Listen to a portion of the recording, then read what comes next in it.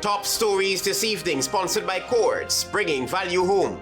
First witness in Mohammed's extradition hearing testifies. Key extradition documents admitted into evidence. Political parties call for the resignation of Susan Rodriguez. Says it is time to end selective enforcement. Dr. Curtin calls for bipartisan approach on the Venezuelan issue. And I am not responsible for the removal of vendors at Rob Street. Troy Hips breaks his silence. HGP Nightly News begins now.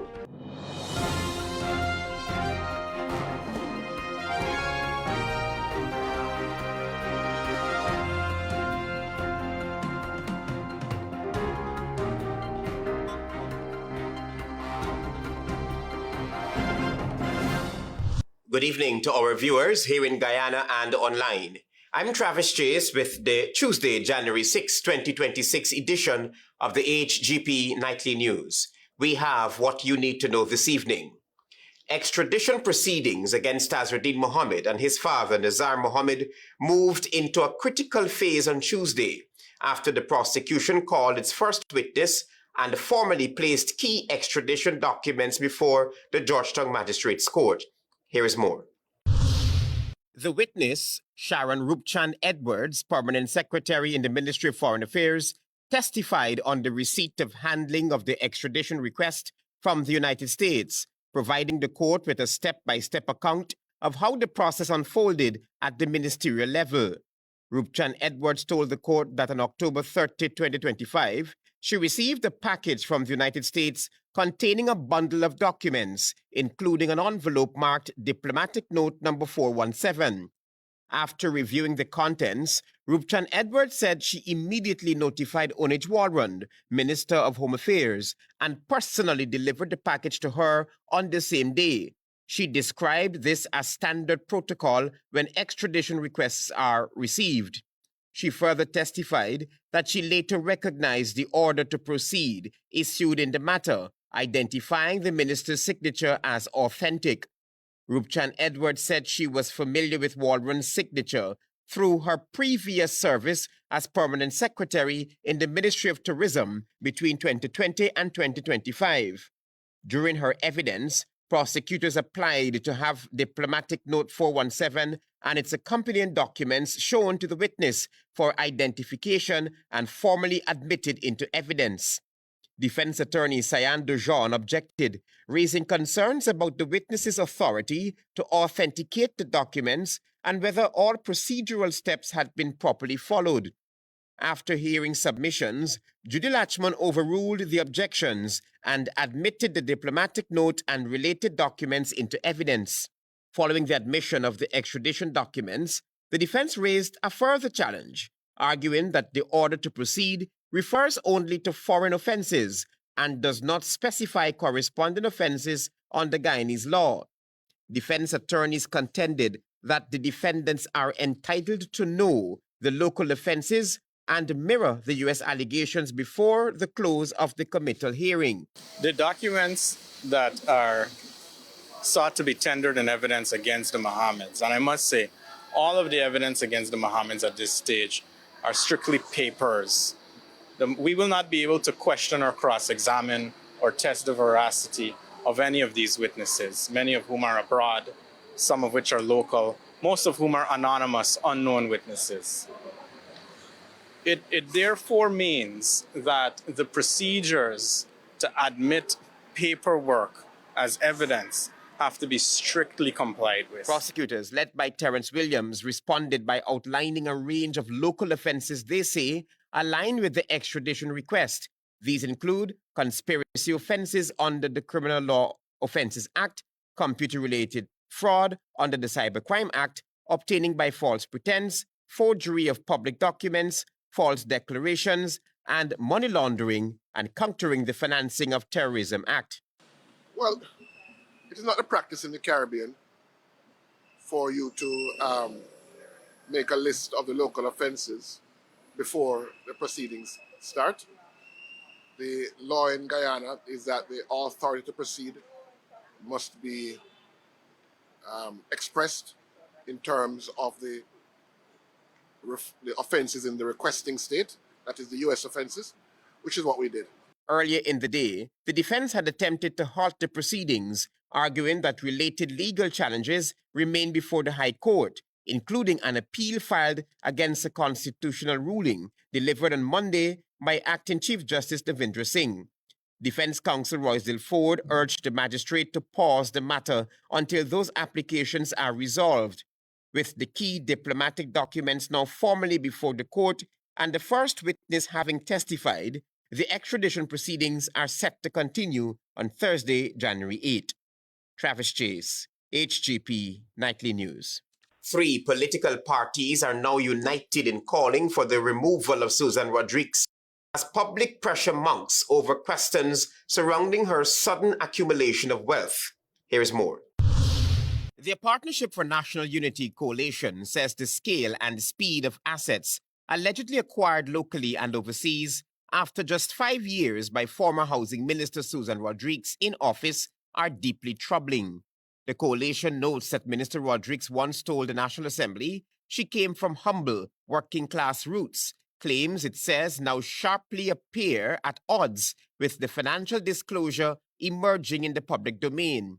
APNU argues that this is no longer about politics, but about trust, integrity, and accountability in public office, insisting the minister should step aside to allow a full and transparent investigation or be removed.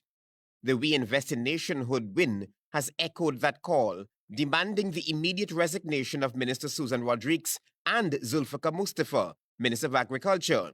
Win says the minister's assets and access to state lands far exceed their official incomes, while ordinary Guyanese wait years for basic opportunities. The party warns that silence from the government only deepens public mistrust. Meanwhile, VPAC is calling for an urgent, independent investigation, citing reports linking Minister Rodriguez and her family to luxury homes, vehicles, commercial properties, and a U.S. purchase valued at more than $500,000. VPAC says this is not about presuming guilt, but about applying accountability equally and ending selective enforcement. All 3 groups say if action is not taken, the responsibility rests with President Irfan Ali to intervene, warning that continued inaction risks further eroding public confidence in governance. The people of Guyana deserve answers, the parties insist. Travis Chase, HGP Nightly News. The United States' removal of the president of Venezuela and their continued military buildup in the region could have significant impact on the economies in the region, so says Dr. Mark Curtin, who is calling for a bipartisan approach to the Venezuelan issue. Marvin Cato reports. Whether or not this could be a protracted conflict area, which could impact trade, tourism, movement of people. Already I'm hearing of flights being cancelled. That was Dr. Mark Horton, an international relations specialist and director of the Center for International Border Studies, on a program at the weekend, putting into context the seriousness of what has transpired in neighboring Venezuela with the U.S. intervention and surgical removal of the president and his wife. Horton believes regional economies could be significantly impacted if the situation between the U.S. and Venezuela is not solved quickly. You have that kind of concern and the potential for significant instability, which could spill over from Guyana, to my mind, because when people are looking for safe ground, they will move. And irregular migration is already a problem in Guyana. He reminded that instability in Venezuela, a country with a population of 30 million people, could have significant impacts on Guyana. The health and social services sector could be easily strained due to an even greater surge in Venezuelan migrants. The former diplomat is calling for a nonpartisan approach led by the government. There must be what I term a whole-of-country approach. This is a national issue, and therefore all the stakeholders have to be engaged and ensure that the people of Guyana are not subject to misinformation. Dr. Corton is of the view that the current and potential challenges facing Guyana and is calling for an all-hands-on-deck approach amidst the politically fractured climate in Guyana. There are serious implications for Guyana, and he is pleading for a bipartisan and multi-sectoral approach to the issue. Marvin Cato reporting for HGP Nightly News. Thank you, Marvin. Stay with us. There is more news ahead.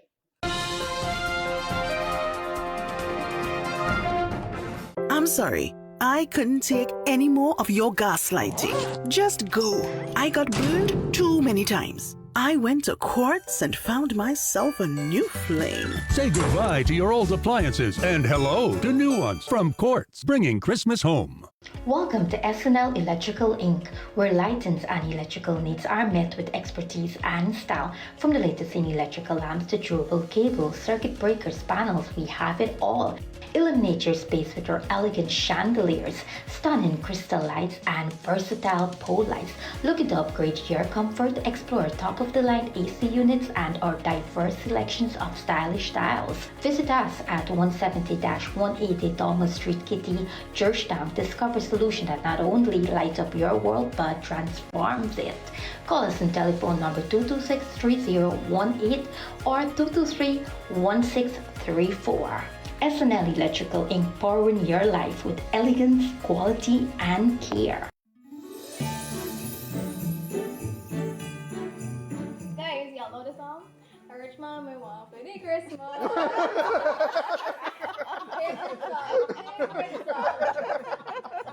Favorite song. All right, Max, everybody, I guess it's time for me to go.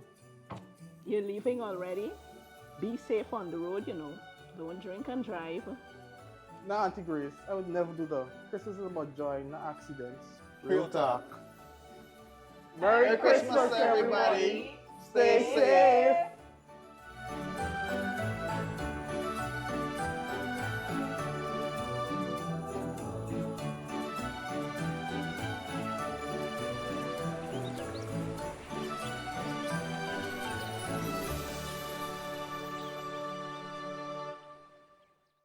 This Saturday and Sunday, come down to Gafour's all-new Home and Office Center, upstairs of the MacDo Mega Complex. We got everything to fix up your place. Recliners, TVs, refrigerators, chandeliers, kitchen appliances, fitness equipment, outdoor furniture, toys, back-to-school bags, all under one roof at prices you can't beat. We open Saturday from 7:30 to 4 and Sunday from 9 to 4. And hear this, you getting 10% off store-wide every Sunday. So don't miss this opportunity to save big. Call 223-9896 or come down this weekend to Gafour's all-new Home and Office Center, upstairs of the MacDo Mega Complex. Gafour's, the name you can trust. See you there.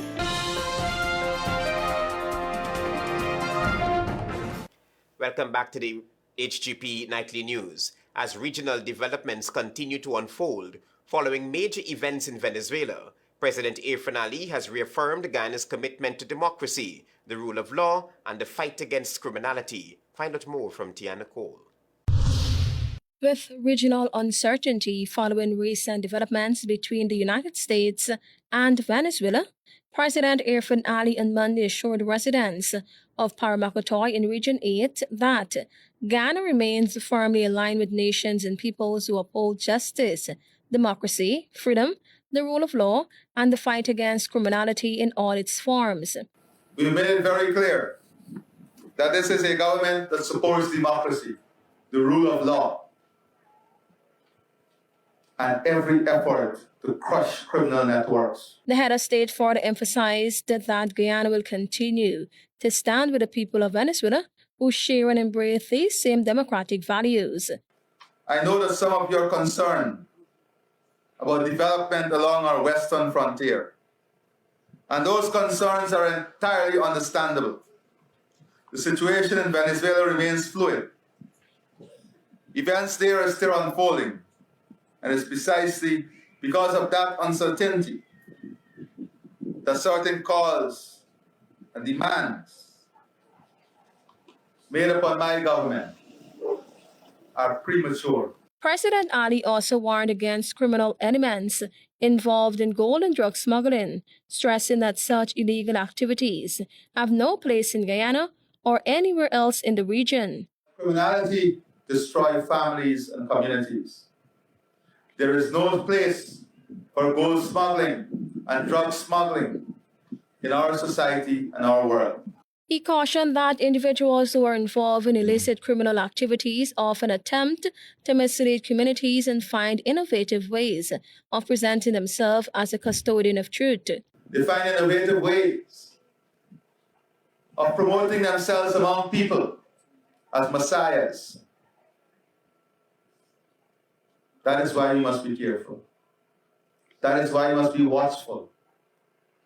That is why you must understand the fundamental basis on which criminality exists. Meanwhile, developments in Venezuela took a dramatic turn over the weekend when the U.S. authorities carried out a raid and captured Venezuelan President Nicolas Maduro and his wife. The duo appeared in a New York court on Monday on drug and other charges. They both pleaded not guilty. Tiana Cole reporting for the HGP Nightly News. On HGP Nightly News, we tell you now that amid the High Court order to remove vendors outside Hips Bakery on Robb and Alexander Streets, Chief Citizen Alfred Mentor says a project design was already submitted to the Mayor and City Council as options are currently being explored to relocate vendors. Antonio Day is on this story. On Monday at a statutory meeting, Mayor and City Councillors discussed possible solutions to address the issues of street vending and the issues of removed vendors outside Yips Bakery on Robb and Alexander Streets. Councillor Dexter Ford said that the Ministry of Local Government and Regional Development must assist the Georgetown Mayor and City Council financially as avenues are being explored to build a facility to house these vendors. Our issue is funding. I want to ask the people of Georgetown, look, we ain't got the money, but the government got the money. And if we could put forth the plan and the program to assist you, we're asking for you to press them. Those people on Robb Street, they ain't selling there for fun. They have children, they gotta send to school, they have mortgages. This is serious. The City Council's administration on Sunday finally complied with a High Court order and removed vendors outside Yips Bakery on Robb and Alexander Streets, which sparked fresh demands for proper accommodation for all Robb Street vendors to avoid unfair competition. City Mayor Alfred Mentor said on Monday that plans are in the pipeline to relocate the vendors on Merriman's Mall between Orange Walk and Cummins Streets. Councillor Alfonso de Armas expressed dissatisfaction at the matter not being a priority, which he reminded was discussed on numerous occasions back in 2025. He also raised the issue of effective financial management at the level of the Mayor and City Council. This issue has been at the core since February at least, and he stands there as if it's now with newfound urgency. The vendors have been, it's nothing new. He started the council. And he stands there, we're nothing new. Councillor Clayton Hines recommended that data be provided to the Mayor and City Council as to the number of vendors occupying the Robb Street area. Hines suggested that it would be idealistic to have numerical information readily available to aid the design and construction process. We need to have that data. First point I want. You need all the people. If you're addressing vending on the street, you need to get the data. I also know that there is no space in the precincts of the commercial area that you can put these people. Georgetown Mayor Alfred Mentor has this to say. But I have a concept of what maybe how we could do that. So it could also be a drive-through setup. Antonio Day reporting for the HEP Nightly News. Meanwhile, in this developing story, Antonio Day tells us that Troy Hip, one of the shareholders of Hips Bakery on Robb and Alexander Streets, Georgetown, is setting the record straight on the High Court order that saw the removal of vendors in close proximity to his business. The City Council's administration complied with the High Court order on Sunday by removing vendors outside Yips Bakery on Robb and Alexander Streets, prompting calls for better accommodation for all street vendors to ensure fair competition. City Mayor Alfred Mentor and councillors held a meeting on Monday to explore options and solutions for relocating the vendors. However, Troy Yip, a shareholder of the bakery, stated that vendors can continue their trade until they are relocated. Speaking to media operatives on Monday afternoon, he provided clarity on the court matter. We are controlling the Youth Bakery, but I am not the one that is trying to get the vendors out there. The shareholder said that he personally understands the hardships of the vendors and will allow them to continue plying their trade. I could open up the shop doors for them and let us sell from the shop and put the bag of pallet outside. Let us put the goods in the shop and sell from the shop and entitled in the afternoon to put out a pallet outside to sell. Nightly News reported that City Hall dismantled vendor stalls in keeping with the court order. The Mayor and City Council have since submitted feasibility studies for the development of the Vendors Arcade Mall and other areas for vendors to trade. However, Chief Citizen Alfred Mentor noted that securing the necessary finances to realize these plans pose significant challenge and urges the government to provide financial assistance. Antonio Day reporting for the HGP Nightly News. You're watching the HGP Nightly News. Stay with us. There is more news ahead. Planning a cleanup? We can help. Sevon's Waste Management skip bins can be provided for home renovation projects, yard cleanup, or construction project. It's simple. Step 1, give us a call. Step 2, we put down the bin. Step 3, load it up with all of your junk. Step 4, we take it away. That's simple. Bins are also available in various sizes, so there is no job that is too big or too small. Call Sevon's Waste Management today at 218-1455.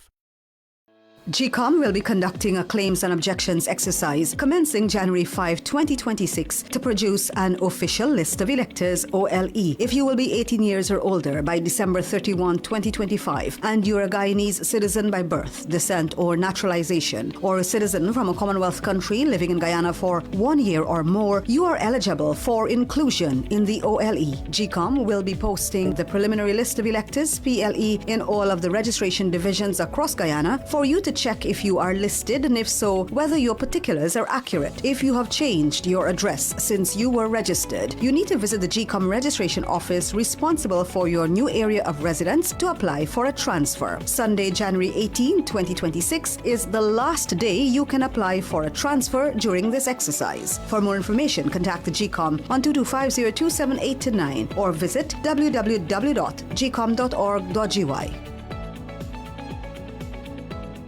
I'm sorry, I couldn't take any more of your gaslighting. Just go. I got burned too many times. I went to Quartz and found myself a new flame. Say goodbye to your old appliances and hello to new ones from Quartz, bringing Christmas home. Thanks for staying tuned to the HGP Nightly News. The government has officially commissioned the $800 million Paramakatoy airstrip, a major infrastructure project aimed at improving access, reducing transportation costs, and driving economic development in Region 8. Find out more from Tiana Cole. The government has commissioned an $800 million Paramakatoy airstrip to expand tourism, support high-value agriculture, and stimulate economic development in the Keto and Paramakatoy communities located in Region 8. The project is also expected to significantly reduce high flight costs while improving access to the interland. Minister of Public Works Juan Edgel, speaking at the commissioning ceremony, said the 2,500-foot by 50-foot airstrip, constructed with rigid pavement concrete, marks a major milestone for the region. A 100 by 100-foot tarmac was also built to accommodate aircraft parking. Bring you great benefits. Reduce cost of living. It will expand the tourism potential of this community. It will ensure speedier delivery of goods and services, whether it's in education, health, social services, because access is 24 hours every day. Edgel added that despite heavy rainfall, the airstrip remains dry and fully functional. He noted that the project was approved in 2024 and successfully completed in 2025. During the life of this project, close to 50 plus men and women were employed. According to the minister, the upgraded facility is expected to lower the cost of living, boost tourism, and improve the delivery of essential services, including education, health, and social services. Meanwhile, President Irfan Ali said the government is allowing airlines and operators time to adjust their rates following the commissioning of the airstrip, ensuring cost savings are passed on to residents. We're giving them enough time to adjust their costs, because we will not just sit by. We will not just sit by and not allow the benefit of these cost savings to be transferred to the people. The president stressed that government investments must result in tangible benefits for citizens. He also acknowledged calls for increased airlift and strategic investments to further reduce transportation costs for people, goods, and services. People are also calling upon the government to make strategic investment to reduce the cost of moving people, goods, and services. Not to compete, but to ensure that people benefit throughout the process of development. Tiana Cole reporting for the HGP Nightly News. The new school term has commenced, and the Minister of Education has encouraged grade 6 and 11 students to be prepared as their exams are fast approaching. Those who are in 11th grade, which is Standard 4 and Form 5, and will be writing the National Grade 6 Assessment and CSEC exam. This is an important term for you all. That was Minister of Education Sonia Parag speaking to students as the new school term commenced. For the NGSA students, you'll be writing your second mock exams, and then you'll be heading into the finals, which is the NGSA exams itself. Then the CSEC students, you'll be writing your second mock exams for the mathematics, and you'll be heading into your final exams for CSEC. The minister in her social media post directed her attention to the grade 6 and 11 students who would be writing the National Grade 6 Assessment and Caribbean Secondary Certificate examination this year. She reminded them of the mock exams they have approaching and encouraged all students to give her their best. Meanwhile, the Education Ministry announced that the January 2026 Caribbean Secondary Education Certificate CXC examinations will be administered using hybrid format. Students will now have the opportunity to do part of the exam online and the other aspect the traditional way. The hybrid model will not apply to the examinations in May-June. That remains the traditional format. With the digital school now operational, grades 6 and 11 students are now more resourced, and it is expected that the students will capitalize on the available resources to aid in their success. Marvin Cato reporting for HGP Nightly News. Stay tuned for regional news.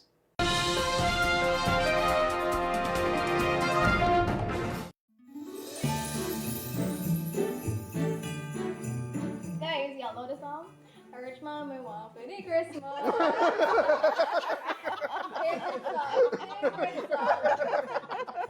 Favorite song. All right, Max, everybody, it's time for me to go.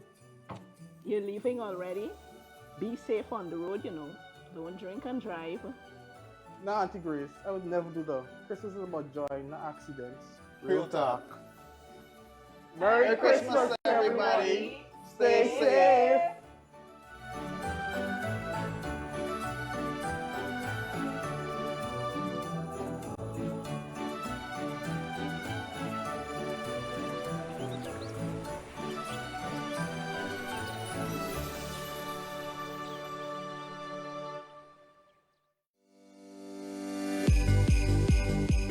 Christmas at Survival Supermarket, and our year-end promotion is bigger than ever.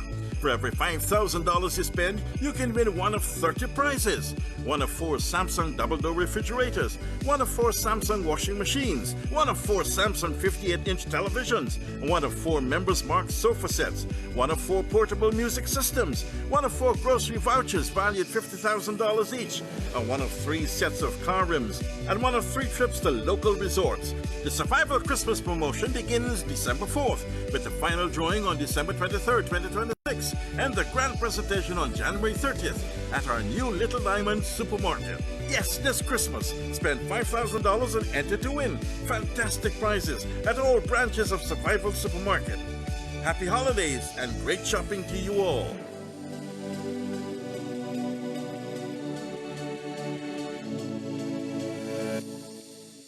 GCOM will be conducting a claims and objections exercise commencing January 5, 2026 to produce an official list of electors, OLE. GCOM will be posting the preliminary list of electors, PLE, in all of the registration divisions across Guyana for you to check if you are listed and if so, whether your particulars are accurate. If you will be 18 years or older by December 31, 2025 and you are a Guyanese citizen by birth, descent or naturalization, or a citizen from a Commonwealth country living in Guyana for 1 year or more, you are eligible for inclusion in the OLE. If you are eligible for inclusion in the OLE, you are required to apply for registration if your name is not on the PLE, apply for a transfer if you've changed your address since you were registered, apply for a name change if you have changed your name, or apply for a correction if your registration particulars are incorrect. Any person applying for a change or correction to his or her particulars must provide the required original source documents, birth certificate and deed poll for a name change by deed poll, birth certificate and marriage certificate for a name change by marriage, divorce absolute in the case of a woman who is desirous of reverting to her maiden name from her married name, birth certificate, adoption certificate or naturalization certificate for correction of minor clerical errors. Visit the GCOM registration office responsible for your area of residence to conduct any of the above transactions. The claims aspect of this exercise will end on Sunday, January 18, 2026. For more information, contact GCOM on 225-0278-9 or visit www.gcom.org.gy.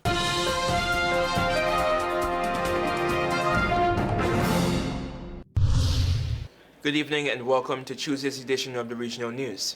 I am Antonio D. We turn attention to news in Barbados. Two St. Philip families were on Monday mourning the deaths of two 19-year-olds who were killed in a collision on Sunday afternoon while returning home from a birthday celebration.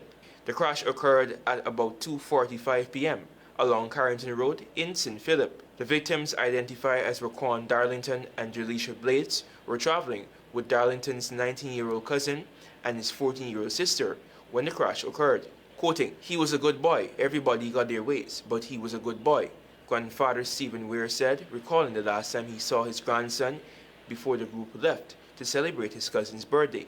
Continuing, "I normally see him on a morning to go to carry his sister and brother," he said, describing Darlington's usual routine.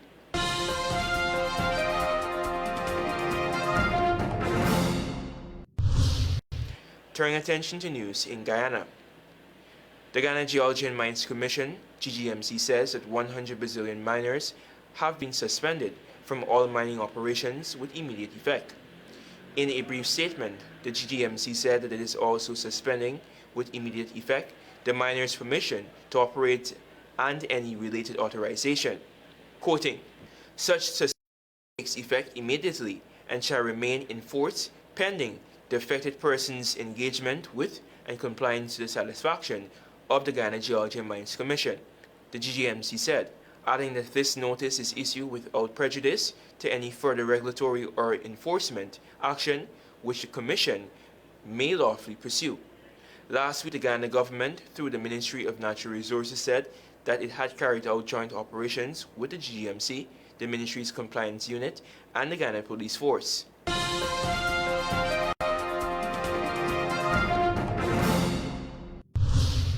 And finally, with some international news. United States President Donald Trump says that elections will be held in Venezuela after its infrastructure is rebuilt and oil resources begin to flow. He was speaking to the media on board Air Force One as he made his way back to Washington from Mar-a-Lago, Florida, on Sunday. When asked if he will demand free and fair elections in the short term in Venezuela, Trump said, "We have to do one thing in Venezuela, bring it back. It's a dead country right now." He said there will be need for big investments by oil companies to restore the country's infrastructure, adding if these companies are ready to move in and rebuild. Asked again how soon an election can take place in Venezuela, Trump said, and I quote, "I think we are looking at getting it fixed, getting it ready first because it is a mess. The country is a mess. It has been horribly run. The oil is just flowing at a very low level. Trump said most of Venezuela's oil infrastructure is rusty, rotten, and unusable because nothing has been invested for years. He said Chevron has done a good job in Venezuela, but added that the company has not been in a position to invest because it is operating on a month-to-month basis. He noted that Venezuela has trillions of oil reserves and was asked what is going to happen. He responded, "We are going to run it, fix it, and we will have elections at the right time. The main thing you have to fix, it's a broken country. There is no money, there is inflation." Asked who's in charge of Venezuela right now, Trump said, "We are dealing with the people who just got sworn in. And don't ask me who's in charge, because I will give you an answer and it will be very controversial." Pressed on what he meant, Trump replied, "We are in charge." Thank you for watching. I'm Antonio Day. Goodbye for now and do be safe.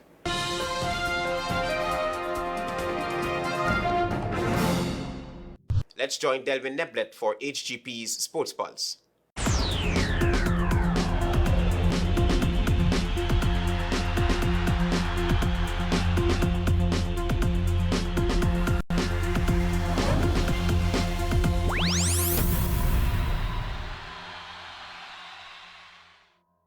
Good evening, Guyana. I'm Delwyn Neblet with your HGP TV Sports Pulse for today, Tuesday, January 6, 2026. The construction of the Palmyra International Stadium in Berbice is progressing on schedule and is expected to be completed by early 2026. The 10,000-seat venue is being built to meet ICC standards, positioning Berbice as a major host for international cricket alongside the National Stadium in Providence. The modern stadium expands sporting infrastructure beyond Georgetown, supporting night matches, broadcast requirements, and multi-purpose events. Designed to also host concerts and conventions, the facility is expected to significantly boost Region 6's economy and serve as a key venue for T20 and CPL fixtures. Intergulf, the Lusignan Golf Club, announced via press release that they have entered 2026 focused on growth, strong leadership, and expanded partnerships. Following successful seasons in 2024 and 2025, the club has planned a full calendar of national and regional tournaments, including the AmCham Golf Tournament. The statement further added that ongoing investments in course equipment, golf carts, and clubhouse upgrades are continuously improving playing conditions and member experience. Membership and participation are growing, staff retention remains strong, and corporate sponsors are invited to partner in continued development and facility enhancement. Moving into cricket, the Everest Cricket Club recently held their award ceremony for 2025 at the club's newly renovated banquet hall in recognition of top performers across all divisions. In the second division category, Nityanand Mathura secured both the Batsman of the Year and Bowler of the Year awards. In the first division category, Batsman of the Year award went to Tejnarain Chandapal, while Javed Rashid claimed the award for the first division Bowler of the Year. Hemraj Garbaran was the Batsman of the Year in the Masters category, while Lukeshwar Mahabir secured the award for the Masters Bowler of the Year. Masters special awards went to Vishan Lal and Shizam Ramjon for the highest individual scores, while Surajdio Ramdeen received the award for having the best bowling figures. Special recognition also went to Tejnarain Chandapal in honor of his Test recall, while Matthew Nandu was recognized for his senior inter-county Super 50 title and national captaincy. Richie Lucknow was acknowledged for making his first-class debut, while Nityanand Mathura was also acknowledged for his national under-19 selection. Antonel Atwell received recognition for securing the West Indies Over 40s World Cup MVP title.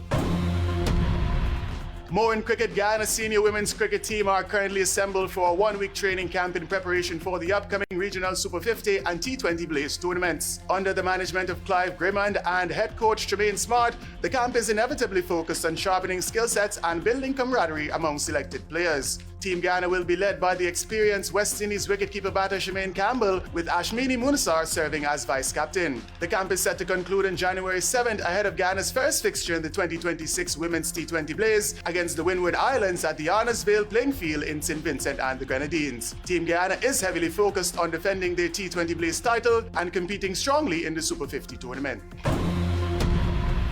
And finally, in horse racing, action took place in the Jumbo Jet 2026 New Year's horse race meet with 8 races at the Rising Sun Turf Club, West Coast Babis on Sunday. The feature stakes was claimed by Stat, ridden by jockey Clifton Ross, ahead of One Sharp Cookie, ridden by Jose de Silva in second, and Compañero Leal with Ronaldo Apadou in third. In the L-Class Open event, Republican secured victory with Ronaldo Apadou aboard, ahead of Miss Simran, ridden by Quinton Kelman, and She's a Monica with Yovin Kisunchan. The K-Class and lower race went to 3D Movie, ridden by Ronaldo Apadou, while Heartland with Yovin Kisunchan finished second, and Donald Trump with M. Semple completed the placings. Irish Eyes captured the I3 and lower 3-year-old event with Quinton Kelman, defeating Rough Time, ridden by Yovin Kisunchan, and Top Gun with Bharat Ramnarayan. In the H2 and lower open, Here Comes Heidi won with Widra Paul aboard, followed by Mulan with Ronaldo Apadou, and Just Exhale with Kevin Paul. The F-Class and imported maidens race was won by Barbara, ridden by Clifton Ross, with a dead heat for second between Night Beacon with Quinton Kelman and Frantic with Jose de Silva. The 3-year-old Guyana bred Derby was claimed by Summertime with Yovin Kisunchan, while All the Time with Quinton Kelman and Monica Time with M. Semple finished behind. The 3-year-old imported Derby went to Moonlight Dancer, ridden by Yovin Kisunchan, ahead of Rock My World with M. Semple and Pharaoh Empress with Ronaldo Apadou. That's it for this edition of the HGP TV Sports Pulse. I'm Delwyn Neblet, reminding you to stay in the game. First witness in Mohammed's extradition hearing testifies. Key extradition documents admitted into evidence. Political parties call for the resignation of Susan Rodriguez. Says it is time to end selective enforcement. Dr. Curtin calls on bipartisan approach on the Venezuelan issue. And I am not responsible for the removal of the vendors at Rob Street. They are allowed to sell until they find another location, says Troy Hipp. Those are our major headlines. For these stories and more, please go to our website. It's www.hgptv.com. I'm Travis Chase. Thanks for watching. Goodbye.